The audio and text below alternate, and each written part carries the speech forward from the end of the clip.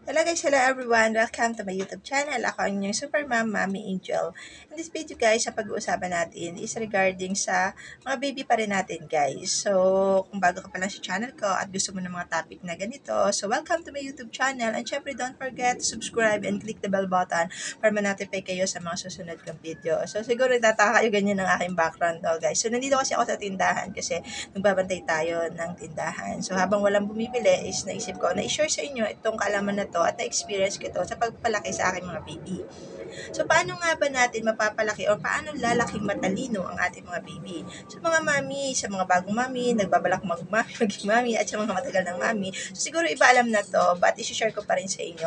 So, madali lang guys. So, ganito lang gawin niyo. Simulan niyo sa pagbubuntis. Kasi mas maganda po na nagde-develop pa lang yung brain ng ating mga baby, isimulan na natin yung mga bagay na yun.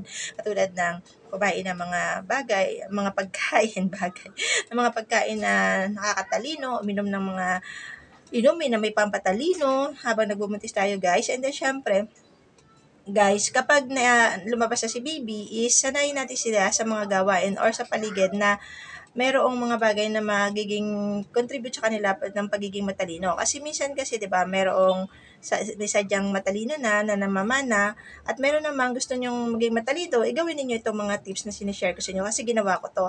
And then habang nasa tiyan pa guys, pwede niyo silang palagyan ng music kasi isa yun sa nakakadagdag ng na parang maging matalino ang yung mga baby kasi ginawa ko kay baby Caleb guys, nilagyan ko siyang habang habang nasa tiyan ko siya is nagpapatugtog ako ng music.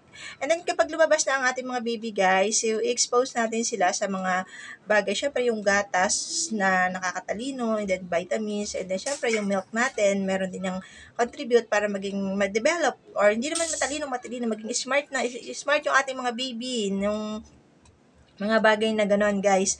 And then syempre, yung mga pagkain, napaka-importante yan. Yung mga pagkain na ibibigay natin, piliin natin. So marami namang mga pagkain na gano'n guys. Mag-search na lang kayo at magbasa-basa kayo. So makikita ninyo guys yung mga pagkain na yun. So hindi ko na yun iisa-isa at mga inumin na yun.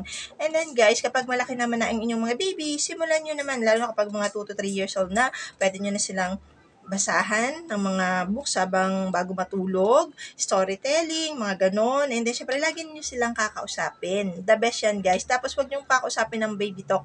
Kausapin niyo sila sa mga salita na talagang pang matanda na.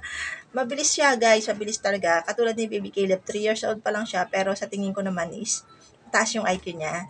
So, mga ganun simpleng bagay lang mga mami na mga gagawin natin is malaking impact yun sa paglaki ng ating mga baby kung gusto ninyong lumaking matalino ang inyong mga anak. So, as again, ako po ang inyong super mom, Mommy Angel, always saying do our best and God will do the rest. Thank you for watching guys. See you in the next vlog. Bye!